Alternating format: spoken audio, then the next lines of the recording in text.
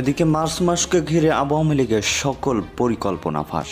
যে কোনো মুহূর্তে দেশে ঢুকবে শেখ হাসিনা। হঠাৎ একই ঘোষণা দিল মাহফুজ আলম, ঘুরে যেতে পারে রাজনৈতিক চাকা। দেশে এখন যুদ্ধ পরিস্থিতি বিরাজ করছে এবং সেই যুদ্ধ অন্য জায়গা থেকে আমাদের উপর চাপিয়ে দেওয়া হয়েছে বলে জানিয়েছেন তথ্য উপদেষ্টা মাহফুজ আলম। সোমবার রাত ৩টায় সামাজিক যোগাযোগ মাধ্যম ফেসবুক এক স্ট্যাটাসে এই কথা জানান তিনি। শেখ হাসিনার দেশে আসার যে প্রস্তুতি, এগুলো কিন্তু দ্রুত সময় কিন্তু এগোচ্ছে। বিশেষ করে আপনারা জানেন যে প্রধানমন্ত্রী শেখ হাসিনা আপনার তেজগাঁও বিমানবন্দরে নামার একটি আপনার পরিবেশ তৈরি হচ্ছে, বা উনি বাংলাদেশে আসবেন, ওনার নিরাপত্তাকেই কিন্তু এখন সর্বোচ্চ দিয়ে দেখা হচ্ছে। ডক্টর মোহাম্মদ ইউনূস বাংলাদেশ ইস্যুতে বা শেখ হাসিনা ইস্যুতে আন্তর্জাতিক গণমাধ্যম গার্ডিয়ানকে এমন এক বক্তব্য দিয়েছেন, তো সেই বক্তব্যটার এগেনস্টে দায়িত্ব চালাইতে না পারলে চাইরা দেন, আপনি চাইরা দেন, কিন্তু তিনি ছাড়বেন না। এখন বাংলাদেশের সেনাবাহিনীকে জাতিসংঘ থেকে দিয়ে দিল একটা নিষেধাজ্ঞা। আমাদের জাতিসংঘের হাই কমিশন থেকে আমাদের বাংলাদেশের সেনাবাহিনীর উদ্দেশ্যে প্রতিনিয়ত ভাই চাপ কিন্তু আসতেছে। দেশে একটি যুদ্ধ অবস্থা চলছে বলে মন্তব্য করেছেন উপদেষ্টা মাহফুজ আলম। মাহফুজ আলমের এই স্ট্যাটাস আমাদেরকে ভাবিয়ে তুলেছে। ইতিমধ্যে বিভিন্ন জায়গায় সেই স্ট্যাটাস ভাইরাল হয়েছে। কাছে যারা এই মুহূর্তে দেখছেন, আশা করি সবাই ভালোই আছেন। এই মুহূর্তে পাওয়া খুবই গুরুত্বপূর্ণ একটি সংবাদ আপনারা দেখতে চলেছেন। বলতে পারেন এই বছরের সব থেকে গুরুত্বপূর্ণ ভিডিও এইটা। দর্শক, দেশে খুবই চাঞ্চল্যকর কিছু ঘটনা ঘটতেছে, যেটা আমাদের অবশ্যই খেয়াল করা উচিত। যেহেতু আপনি ভিডিওটা ক্লিক করেছেন, সেহেতু আপনাকে ধন্যবাদ জানাই। আর আপনার কাছে একটি আবদার অবশ্যই রাখবো, আমাদের চ্যানেলটিকে একটা সাবস্ক্রাইব দিয়ে রাখবেন। তো কথা না বাড়িয়ে চলুন একটা ভিডিওতে লাইক দিয়ে সম্পূর্ণ ভিডিওটি দেখে আসি। সে আসার যে প্রস্তুতি, এগুলো কিন্তু দ্রুত সময় কিন্তু এগোচ্ছে। বিশেষ করে আপনারা জানেন যে প্রধানমন্ত্রী শেখ হাসিনা আপনার তেজগাঁও বিমানবন্দরে নামার একটি আপনার পরিবেশ তৈরি হচ্ছে, বা উনি বাংলাদেশে আসবেন, ওনার নিরাপত্তাকেই কিন্তু এখন সর্বোচ্চ দিয়ে দেখা হচ্ছে। হয়তো অনেকে আমাকে বলবেন যে উনি কিভাবে বাংলাদেশের প্রধানমন্ত্রী, তাহলে আমি আপনাদেরকে বলবো এই ভিডিওটি দেখার জন্য। আপনারা জানেন 5 আগস্ট যখন সেনাপ্রধান বলে যে আমি বক্তব্য দিব জাতির উদ্দেশ্যে, তখন কিন্তু একটি গুজব ওঠানো হয়েছে যে শেখ হাসিনা ভারতে পালিয়ে গেছে বা পদত্যাগ করেছে। কিন্তু আসলে বিস্তারিত তথ্য আমরা পরে যা জানতে পারলাম যে শেখ হাসিনা রাষ্ট্রপতির কাছেও পদত্যাগ করেনি, বা আনুষ্ঠানিকভাবেও কিন্তু পদত্যাগ করেনি। উনি ওনার নিরাপত্তার জন্য ভারতে চলে গেছে, বা দেখতেছে যে এখানে ওনার একটি প্রাণনাশের একটি আশঙ্কা রয়েছে, এজন্যই কিন্তু উনি ভারতে চলে যান। এখন প্রশ্ন হচ্ছে যে সেনাপ্রধান তো বলেছিল যে শেখ হাসিনা পদত্যাগ করছে, এখন উনি এই উত্তপ্ত পরিস্থিতিতে এই কথাটা কেন বললেন, বা এই কথাটা বলার কারণ কি রয়েছে, এটা যদি আমরা গভীরভাবে পর্যবেক্ষণ করি, তখন ওই সময়টার পরিস্থিতি ছিল অনেকটা উত্তপ্ত একটা পরিস্থিতি। ওই সময় এই কথাটা বলে কিন্তু জাতিকে সান্ত্বনা দেওয়া হয়েছে, আমি ব্যক্তিগতভাবে মনে করি। কিন্তু শেখ হাসিনা প্রকৃত অর্থে উনি কিন্তু পদত্যাগ করেনি। ইতিমধ্যে আমরা দেখতে পাচ্ছি যে বাংলাদেশে সেনাবাহিনীতে নাকি আপনার 3টি গ্রুপ বলে ইতিমধ্যে হয়ে গেছে। তার মানে ওই সময় একটা হজবরল একটা পরিস্থিতি কিন্তু বাংলাদেশে তৈরি হয়ে গিয়েছিল, যেগুলো দিয়ে মানুষকে শুধু থামানো হয়েছে। কিন্তু পরিস্থিতি যখন আস্তে আস্তে ঠান্ডা হলো, তখন এগুলোর বোঝা গেল কি যে শেখ হাসিনা আসলে পদত্যাগ করেনি। তার মানে যেহেতু উনি চলে গেছে, বাংলাদেশ নামক রাষ্ট্রটি তো পরিচালনা করতে হবে, সেই সুযোগটাই কিন্তু আপনার সমন্বয়করা নিয়েছে এই লুটপাটের জন্য। এবং কি ইউনূসকে প্রধান উপদেষ্টা করে একটি উপদেষ্টা কমিটি গঠন করা হয়েছে এই রাষ্ট্রটি পরিচালনা করার জন্য, কিন্তু তারা এই রাষ্ট্রটি পরিচালনা করতে পারতেছে না। আর ওই দিক দিয়ে শেখ হাসিনার কিন্তু পদত্যাগপত্রও নাই। তার মানে শেখ হাসিনা এখনও বাংলাদেশের বৈধ প্রধানমন্ত্রী, কারণ কাগজ ব্যতীত আপনাকে কেউ অবৈধ প্রমাণ করতে পারবে না। আর শেখ হাসিনা সরকারের বিরুদ্ধে যে আপনার ষড়যন্ত্র হয়েছে, এগুলো কিন্তু ইতিমধ্যে বিশ্বের বিভিন্ন দেশ থেকে কিন্তু তথ্য আসতেছে। আর দেশের বর্তমান পরিস্থিতি যদি আপনি বিবেচনা করেন, সাধারণ জনগণ কিন্তু এখন এটাই বলতেছে যে শেখ হাসিনা এসেই ক্ষমতা নেক, এবং কি এই রাষ্ট্র উনি চালাক, কারণ ওনার সময়ে কিন্তু আমরা ভালো ছিলাম, দেশের জনগণ নিরাপদে ছিল। তার মানে দেখতে পাচ্ছেন যে এখানে বাংলাদেশের প্রায় আপনি ধরতে পারেন যে এখন প্রায় 70% মানুষ চাচ্ছে যে শেখ হাসিনা এসে ক্ষমতা নেক এবং কি এই রাষ্ট্রটি পরিচালনা করুক। এখন আপনি 30% মানুষ যদি বিপক্ষে থাকে, তাহলে কিন্তু কিছুই হবে না। আপনাকে 70% মানুষের কথাই কিন্তু বিবেচনায় রাখতে হবে। আপনি গিয়ে দেখেন অনেকে কিন্তু আপনার মনে মনে দোয়া করতেছে যে শেখ হাসিনা যদি আসতো, তাহলে তো বাংলাদেশ সুন্দরভাবে পরিচালনা করা যেত। এবং এটাও কিন্তু বলা হচ্ছে যে শেখ হাসিনা বাংলাদেশে আসার যে সময় বা নির্ধারণ, এগুলো দ্রুত সময় বলে আপনার জানানো হবে বলে এরকম কিন্তু তথ্য আমরা কিন্তু পাচ্ছি। এবং কি সেটি কিভাবে হবে, বা সেনাপ্রধান এটি কিভাবে আপনার ম্যানেজ করবে, এগুলো আসলে সময়ের ব্যাপার, বা উনি কীভাবে আসবেন বাংলাদেশে, বা ওনার সিকিউরিটি কী হবে, নিরাপত্তা কী হবে, এগুলো সব কিছু কিন্তু এখন সেনাপ্রধান বুঝবে। আর এটাও আপনি ধরে নিতে পারেন যে শেখ হাসিনা বাংলাদেশে অবশ্যই আসবে, কারণ না আসার কোনো কারণ নাই, কারণ উনি দেশের নাগরিক, কারণ ওনার কোনো বিদেশে নাগরিকত্ব নাই ইউনূসের মতো যে উনি বিদেশে গিয়ে পালিয়ে থাকবে। উনি যেহেতু পার্শ্ববর্তী রাষ্ট্র ভারতে গেছে, যেহেতু বাংলাদেশের সাথে একটা চুক্তি আছে, ওই রাজনৈতিক আশ্রয় কিন্তু উনি এইভাবে বা রয়েছে, বা ভিসা দিয়ে হোক, যে কোনোভাবেই হোক একটি আশ্রয় কিন্তু ভারতে উনি রয়ে গেছে। কিন্তু এটা আপনি ধরতে পারেন যে উনি বাংলাদেশে অবশ্যই আসবে, এবং কি উনি যেহেতু পদত্যাগ করেনি, অবশ্যই উনি বাংলাদেশে এসে দায়িত্বভার গ্রহণ করবে। আর নির্বাচনের যে ইস্যু বা বিষয়টা, এটা তো আপনারা দেখতেই পারতেছেন, বাংলাদেশে নির্বাচন হওয়ার এরকম কোনো পরিস্থিতি এখন আপাতত তৈরি হয়নি, বা এটি বলাও যাবে না যে বাংলাদেশে কিন্তু নির্বাচন, মানে ইদানিং কিন্তু নির্বাচন হবে 1-2 বছরের ভিতরে। তার মানে এখন যারা সমন্বয়ক পরিচয় দিয়ে যারা চলতেছে, তারা এখন আপনার যেমনে পারবো সেইভাবে কিন্তু তারা অর্থ ইনকাম করে। ইতিমধ্যে এরকম তথ্য পাওয়া যাচ্ছে যে ইউরোপের বিভিন্ন দেশে প্রায় 43,000-এর মতন বাংলাদেশি আপনার রাজনৈতিক আশ্রয় চেয়েছে। কিন্তু এগুলো কারা? এটা হচ্ছে একটি প্রশ্ন, যে এই লোকগুলো কারা, বা কারা এই দেশগুলোতে আপনার রাজনৈতিক আশ্রয় চাচ্ছে। ইতিমধ্যে অনেকে পদত্যাগ করতেছে, কিন্তু কারণ বলতেছে না। ইতিমধ্যে আপনারা দেখছেন যে শিক্ষা উপদেষ্টা নাকি জানি আপনার পদত্যাগ করলো, কিন্তু বললো না। তার মানে এগুলো আপনার পরিস্থিতি কিন্তু আপনাকে বুঝতে হবে যে কোথায় গিয়ে দাঁড়াচ্ছে। আর শেখ হাসিনা যে এখনও বাংলাদেশের বৈধ প্রধানমন্ত্রী, এটি আসলে বলার কোনো অপেক্ষা রাখে না। আর এই দেশের জনগণও যে শেখ হাসিনাকে চায়, এটি ইতিমধ্যে এই কয়েক মাসে প্রমাণিত হয়ে গেছে যে শেখ হাসিনার প্রতি এদেশের মানুষের একটা আস্থা রয়েছে, এত স্বৈরাচার বলার পরও, ফ্যাসিস্ট বলার পরেও। কারণ শেখ হাসিনার সময় মানুষ নিরাপদে ছিল, মানুষ সুন্দরভাবে রাস্তায় চলাফেরা করতে পারতো, এগুলো কিন্তু এখন জনগণ বলে। এজন্যই কিন্তু আপনার জনগণ এটাই বিশ্বাস যায় যে শেখ হাসিনাতেই এদেশের জনগণের আস্থা রয়েছে। তো আমি মনে করি যে শেখ হাসিনার প্রত্যাবর্তন কীভাবে ঘটবে, এটা অবশ্যই সেনাপ্রধান তাদের আয়োজন করেই কিন্তু এটি আনুষ্ঠানিকভাবে ঘোষণা আসতে পারে বলে আমি মনে করি। ডক্টর মোহাম্মদ ইউনূস আন্তর্জাতিক যে গণমাধ্যমগুলো আছে সেখানে তিনি মাঝে মাঝে এমন এমন বক্তব্য দেন, তার এই বক্তব্যগুলো সম্পর্কে তিনি আসলে নিজেও ঠিকঠাক মতো ভেবেচিন্তে দেন কিনা পরবর্তী সময় প্রশ্ন ওঠে। যেমন এই জুলাই আন্দোলনের মাস্টারমাইন্ড হিসেবে মাহফুজকে যখন পরিচয় করে দিলেন, তখন বাকি রাজনৈতিক দলগুলো, ইভেন একটা সময় খোদ মাহফুজও বলেন যে ভাই মাস্টারমাইন্ড আমি না।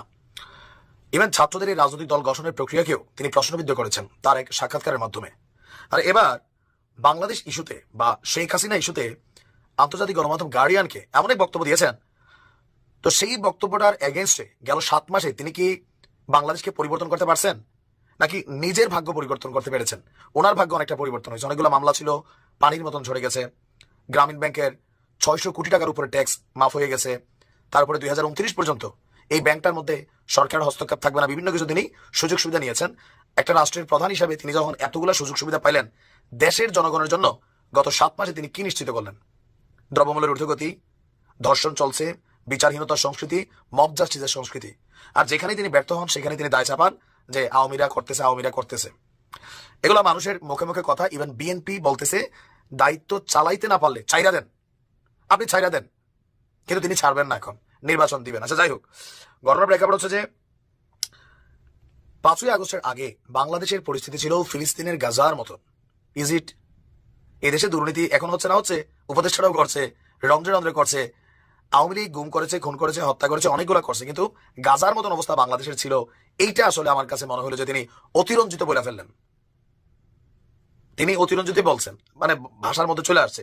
তবে এটা আবার তিনি ব্যাখ্যা দিয়েছেন, তিনি বলছেন শেখ হাসিনা দেশের অপূরণীয় ক্ষতি করে গেছেন, এটি ছিল সম্পূর্ণরূপে বিধ্বস্ত একটি দেশ, আরেকটি গাজার মতন। তবে এতে কোনো ভবন ধ্বংস হয়নি, পুরো প্রতিষ্ঠান, নীতি, মানুষ, আন্তর্জাতিক সম্পর্ক ধ্বংস হয়ে গেছে। আর আন্তর্জাতিক সম্পর্ক ধ্বংস হইতে দেখি নাই, তবে প্রতিষ্ঠান ধ্বংস করছে, নীতি ধ্বংস করে দিছে, মানুষ আমরা এই দেশের এমনি ধ্বংসপ্রাপ্ত। আগে চেয়ারে বসলে নিজের সুবিধাটা ভালো বুঝি, যেটা আওয়ামী লীগের সময় আওয়ামী লীগের নেতারা বলছে, এখন কি আপনি বলছেন, আপনি আপনারটা বলছেন, বাকি উপদেষ্টারা তারা তাদেরটা বলছে, এটা আমরা বুঝা নেই। ডক্টর ইউনূস কথা বলেছেন শেখ হাসিনার শাসনামল নিয়ে, যে হাসিনার শাসনামলে কোনো সরকার ছিল না, আপনার সরকার প্রধানের যে কোনো আদেশেই তখন সম্পন্ন করা হতো। এটা সত্য। এই দেশে একটা সিস্টেম ছিল যে দিন শেষে শেখ হাসিনার কথার উপরে রাষ্ট্র, আদালত, আইন, পুলিশ, প্রতিষ্ঠান কারোর কোনো মানে ক্ষমতা ছিল না। এটা রাজনৈতিক দলগুলো যখন ক্ষমতায় আসে এটা আমরা দেখি, তবে আওয়ামী লীগের একটা ডেসপারেট লেভেলে নিয়ে গিয়েছিল। তো যদি কেউ সমস্যা করতো তাকে উধাও করে দাও, এটা তিনি করতেন, এটাও সত্য। আচ্ছা, নির্বাচন করতে চান, তারাই নিশ্চিত করতো আপনি যেন সেই আসনে জয়ী হন। এখন তো আমরা এরকম আবার কিছুটা জাতীয় নাগরিক পার্টির বেলায় দেখছি, যেটা আপনি করছেন। বিএনপির অভিযোগ, আপনি কিংস পার্টি তৈরি করেছেন ছাত্রদেরকে দিয়া, এমনকি নির্বাচনকে নিয়ে আপনিও খেলছেন, আপনার সরকারও খেলছে, সংস্কারের সহ আমরা দেখি নাই। কিন্তু সময় যাচ্ছে, রাজনৈতিক দল গঠিত হচ্ছে, তারা বিভিন্ন জায়গায় টাকা পয়সা কামাচ্ছে, বেকার পোলাপেন 20 টাকার মালিক হয়ে গেছে, আপনি ইউনূস সাহেব 600 কোটি টাকা কামাই ফেলছেন। তো এগুলো তো মানুষ দেখতেছে। দেখেন, আপনি বলছেন আপনার মন খুলে সমালোচনা করেন, আমরা করতেছি। তারপর তিনি বলছেন যে টাকার দরকার হলে সেই ব্যবস্থা ছিল, ব্যাংক থেকে $1 মিলিয়ন ঋণ নিয়ে নিত, যা কখনোই ফেরত দিতে হবে না। এটা সত্য। আওয়ামী লীগ সরকার ব্যাংকগুলারে খোলা করে ফেলছে, ইহাতে কোনো ভুল নাই। তবে গত 7 মাসে ইউনূস সরকারের একটা অ্যাচিভমেন্ট হচ্ছে নতুন করে আমাদের ব্যাংকগুলো থেকে বড় ধরনের কোনো ঋণ দেওয়া হয় নাই। এটা সত্য। আচ্ছা, তারপর বলছেন ভারত হাসিনাকে আতিথ্য দিলে তা সহ্য করা হবে, কিন্তু দেশকে আগের অবস্থায় নেওয়ার জন্য প্রচার চালাতে ভারতকে একটি প্ল্যাটফর্ম হিসেবে ব্যবহার করার অনুমতি দেওয়া বিপজ্জনক, এটি দেশকে অস্থিতিশীল করে তোলে। এটা সত্য, দেশের প্রধান হিসেবে তিনি যাই করছেন। কিন্তু বাংলাদেশ অবস্থায় গাজার মতো ছিল, এই শব্দটা অতিরঞ্জিত। দেশে একটি যুদ্ধ অবস্থা চলছে বলে মন্তব্য করেছেন উপদেষ্টা মাহফুজ আলম। মাহফুজ আলমের এই স্ট্যাটাস আমাদেরকে ভাবিয়ে তুলেছে। তিনি যখন লিখেছেন বাংলাদেশের বর্তমান পরিস্থিতি, দেশি বিদেশি ষড়যন্ত্র, বিভিন্ন ধরনের কূটকৌশল চলছে দেশের বিরুদ্ধে, মানুষের বিরুদ্ধে, আমাদের স্বাধীনতার বিরুদ্ধে, তখন স্বভাবতই আমাদেরকে ভাবতে হচ্ছে আগামীর বাংলাদেশ কোন পথে যাচ্ছে, কোন দিকে নিয়ে যাচ্ছি আমরা, রাজনীতিবিদের কি ভূমিকা, সমাজের অন্য মানুষের কি করা উচিত, এবং এখনই সাবধান না হলে আমরা কি পরিণতির দিকে যাচ্ছি সেটা আসলে বলার ভাষা হারিয়ে ফেলেছে। আপনারা নিশ্চয়ই জানেন উপদেষ্টা মাহফুজ আলম গতকালকে যে স্ট্যাটাসটি দিয়েছেন, ইতিমধ্যেই বিভিন্ন জায়গায় সেই স্ট্যাটাস ভাইরাল হয়েছে, পত্রপত্রিকায় এসেছে। তার স্ট্যাটাসটির মূল উদ্দেশ্য ছিল, সেখানে তিনি বোঝাতে চেয়েছেন বাংলাদেশের বিভিন্ন জায়গায় যে আইন শৃঙ্খলার অবনতি হচ্ছে, বিভিন্ন জায়গায় যে রাজনৈতিক অনৈক্য তৈরি হয়েছে, দেশি বিদেশি বিভিন্ন চক্রান্ত চলমান রয়েছে, এর বিস্তর বর্ণনা তিনি সেখানে দিয়েছেন। আমি শুরু থেকেই আজ পর্যন্ত সব সময় যতদিন কথা বলেছি আমি বলেছি, সাপের সাথে কোনো খেলা নয়। সাপ সুযোগ পেলেই আপনাকে সবল মারবে। আওয়ামী লীগ হচ্ছে বাংলাদেশের জন্য একটি বিষাক্ত সাপ। এই বিষাক্ত সাপকে আদর করে, ভালোবেসে, গণতন্ত্র শিখিয়ে, ভদ্রতা শিখিয়ে আপনি বাংলাদেশকে পরিচালনা করবেন, সেটা কোনোদিন সম্ভব নয়। আপনি যেমন নরম, আপনার উপরে তেমনটাই এই বাংলাদেশের জনগণ প্রয়োগ করবে। এটা হচ্ছে এদেশি মানুষের নেচার, এদেশি মানুষের সিস্টেমটাই এরকম। আপনি কঠোর, আপনার সাথে সে ভদ্র। আপনি নরম, আপনার সাথে সে গরম। এই পরিস্থিতি তো আজকের আমার ধারণা আপনি সরকারে যারা আছেন আপনাদের বহুত আগেই উপলব্ধি করা উচিত ছিল। এই বাংলাদেশকে আপনি একদিনের মধ্যে আমেরিকা, কানাডা, অস্ট্রেলিয়া, সিঙ্গাপুরের মতো আইন শৃঙ্খলা বানিয়ে নিতে পারবেন না, যে বলে বলে করাবেন, ভালোবেসে বেশে তারপরে নিয়ে যাবেন, সুন্দর করে আপনি তাদেরকে আদরযুক্ত করে একটা শৃঙ্খলার মধ্যে নিয়ে আসবেন। সেই দেশ এটা না। এদেশে সন্ত্রাস, চাঁদাবাজ, দুর্নীতিবাজ, দুষ্টচক্রের মানুষদেরকে যে ভাষায়, যে শক্তিতে দমন করতে হয়, সেই শক্তিই আপনাদের প্রয়োগ করা উচিত ছিল। ডেভিল হান্ট নামে আমরা যে নতুন একটি অপারেশন দেখেছিলাম, সে অপারেশনটা পর্যন্ত দুর্বল করেছে কারা? আমরা যখন শুরুর দিকে শুরু করেছিলাম মনে হয়েছিল যে ডেভিল হান্টে দেশ ঠান্ডা হয়ে যাবে। আপনারা একদিকে ডেভিল হান্ট করছেন, অন্যদিকে বলছেন যে কারো উপরে যাতে কোনোভাবে কিছু না হয়, খুব ঠান্ডা মাথায় গ্রেপ্তার করা কিংবা আইন শৃঙ্খলা দেখা। এই ঠান্ডা মাথা যখন একজন সাধারণ অপরাধী জানতে পারে, তখন সে তার অপরাধ আরও দ্বিগুণ বাড়িয়ে দেয়। তিনি নিশ্চিত হয়ে যান যে আমার তো কোনো ক্রসফায়ার নাই, আমার তো কেউ মৃত্যু করবে না, আমাকে তো কেউ গুম করবে না, আমাকে কেউ তো আটকিয়ে ফেলবে না। এই যে তার ভিতরে একটা শক্তি চলে আসে, আর এই শক্তির কারণেই অপরাধীরা দ্বিগুণ চারগুণ শক্তি নিয়ে মাঠে নেমে পড়ে। আমাদের এই বাংলাদেশকে নিয়ন্ত্রণ করতে হলে সেই 5 তারিখের পরে যেই রকম একটি শক্ত অবস্থান গ্রহণ করা উচিত ছিল, সেই শক্ত অবস্থানটা 5ই আগস্টের পরে বাংলাদেশের সরকার এবং আমরা কেউই নিতে পারিনি, গ্রহণ করতে পারিনি। আমরা কয়েকদিনের মধ্যে ভুলে গিয়েছি রক্তের সেই দাগের কথা, আমরা কয়েকদিনের মধ্যে ভুলে গিয়েছি 2000 মানুষের সেই জীবনের কথা, আমরা কয়েকদিনের মধ্যে ভুলে গিয়েছি আমার প্রায় হাজার 50,000-এর কাছাকাছি মানুষের হাত পা চক্ষু না থাকার সেই সকল কথা ভুলে গিয়েছি। আমরা একে অপরে ব্যস্ত হয়ে পড়েছি তর্কে বিতর্কে। আমরা আওয়ামী লীগের দুর্নীতি, আওয়ামী লীগের অসঙ্গতি, আওয়ামী লীগের সকল প্রকার অন্যায় অত্যাচারের কথা আমরা ভুলে গিয়েছি, জাতিকে জানাতে আমরা ভুলে গিয়েছি। আমরা জাতিকে জানাচ্ছি বিএনপির কি দোষ, জামাত শিবিরের কি দোষ, অন্য দলের কি দোষ, একে অপরের সকলে সবার দোষ নিয়ে রাস্তায় এমনভাবে নেমে পড়েছি, আওয়ামী লীগ মহা খুশি এবং তার পরিকল্পনাটাই আমরা মূলত বাস্তবায়ন করে দিচ্ছি। আওয়ামী লীগ এটাই চেয়েছে যে এত বড় খুন, এত বড় অন্যায়, এত বড় চুরি ডাকাতি, এই সব কিছু জাতির কাছ থেকে মুছে গিয়ে ওরা ওদেরকে নিয়ে ব্যস্ত থাকবে। সেই কর্মটি আজকের বাংলাদেশে সফলভাবে সম্পন্ন করতে পেরেছে এই আওয়ামী লীগ এবং বিদেশি সংস্থাগুলো। হাসিনা মোদীকে একসাথে বিচারের কাঠগড়ায় দাঁড় করানো হবে বলেছেন স্কাই নিউজে ডক্টর মোহাম্মদ ইউনুস। আর ডক্টর মোহাম্মদ ইউনুসের এই কথা শোনার পরে নরেন্দ্র মোদী তার সর্বোচ্চ চেষ্টা চালিয়ে যাচ্ছে কিছুতেই যাতে করে নরেন্দ্র মোদী আর ভারতকে এখানে টেনে না আনতে পারে। এই জন্য বাংলাদেশে এখন উত্তপ্ততা সৃষ্টি করছে বিভিন্ন শিশুকে ধর্ষিতা করা, বিভিন্ন ধরনের যে অপকর্মগুলো বাংলাদেশে হচ্ছে, সেটা হলো নরেন্দ্র মোদী এবং বিজেপি ভারত থেকে এগুলা করাচ্ছে। এই কথাগুলা আজকে বলেছেন আমাদের সকলের প্রিয় YouTuber doctor Pinaki Bhattacharya. Doctor Mohammad Yunus sky নিউজে কি বলেছেন যে ভারত থেকে তাকে ধরে এনে বিচার করার কথা। তারপরে পিনাকি ভট্টাচার্য আবার এটা বিশ্লেষণ করলেন যে শুধুমাত্র বাংলাদেশের আন্তর্জাতিক অপরাধ ট্রাইব্যুনালের নয়, এটা ব্রাসেলসে আন্তর্জাতিক যে অপরাধ ট্রাইব্যুনাল আছে সেই ট্রাইব্যুনালেও নরেন্দ্র মোদী এবং হাসিনা যৌথভাবে যে বাংলাদেশে খুনগুলা করেছে, গুমগুলা করেছে, মানুষকে কিভাবে হত্যা করেছে, সেই বিষয়গুলো জাতিসংঘের রিপোর্টের মাধ্যমে ব্রাসেলসে এটা অনুষ্ঠিত হবে। তাহলে আমরা এই মুহূর্তে কি আমরা এই ভরসাটা, এই বিশ্বাসটা করতে পারি কিনা ডক্টর মোহাম্মদ ইউনুসের উপরে যে ডক্টর মোহাম্মদ ইউনুস এই বিচার শেষ না করে উনি রাষ্ট্রীয় ক্ষমতা ছাড়বেন না, এবং উনার পিছনে বিহাইন্ডে জাতিসংঘ সহ বিশ্বের বড় বড় শক্তিশালী মানুষগুলা কিন্তু ডক্টর মোহাম্মদ ইউনুসের পিছনে আছেন। ইউরোপিয়ান ইউনিয়নের প্রত্যেকটা দেশ আছেন, পাশের সবচেয়ে বড় একটি শক্তিশালী দেশ চায়না আছেন, যেখানে চায়না চায় যে এই উসিলা বা এই সুযোগে আমার শত্রু তোমার শত্রু একই শত্রু যখন হয়ে যায় তখন মানুষ মিলে যা। ডক্টর মোহাম্মদ ইউনুসের সাথে চায়না মিলে যাওয়ার পিছনে কারণটা হলো ভারতকে এবং নরেন্দ্র মোদীকে ফাঁসানোর জন্য উপযুক্ত সুযোগ হলো বাংলাদেশে প্লেন থেকে। আপনারা দেখলেন, এই ভিডিওর ব্যাপারে আপনার নিজস্ব মতামত অবশ্যই জানিয়ে যাবেন।